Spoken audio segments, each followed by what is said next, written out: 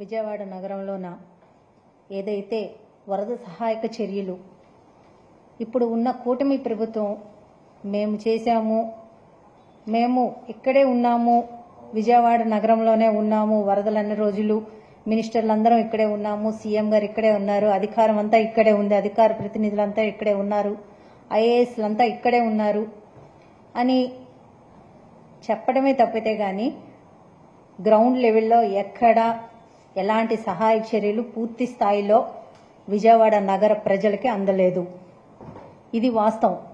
ఎందుకంటే ఆ 10 రోజులు ప్రజలు ఎంత కష్టం పడ్డారో, వాళ్ళు ఎంత నరకాన్ని అనుభవించారో ప్రత్యక్షంగా మేమందరం నగరంలో చూడటం జరిగింది.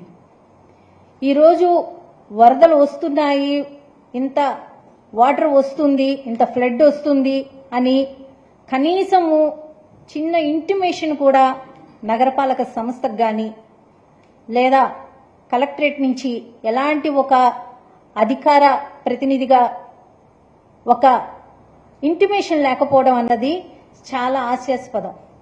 ఎందుకంటే గత 5 ఏళ్ల కాలం మనం చూసాం, రాష్ట్ర వ్యాప్తంగా కరోనా విలయతాండం చేసినా కానీ, ప్రపంచమంతా కరోనా విలయతాండం చేసినా కానీ ట్రేసు, ట్రాకు, ట్రీటు అని జగన్మోహన్ రెడ్డి గారు ఏ రకంగా కరోనాని కూడా మన రాష్ట్రంలో మనం అధిగమించాము, మనం ఏ రకంగా మారుమూల ప్రాంతాల్లో కూడా ప్రజలకి ఏ రకంగా మనం సేవలు అందించాము అన్నది గత 5 ఏళ్ల కాలంలో జగన్మోహన్ రెడ్డి గారు ఏ రకంగా చేశారన్నది మనం అందరం చూసాం.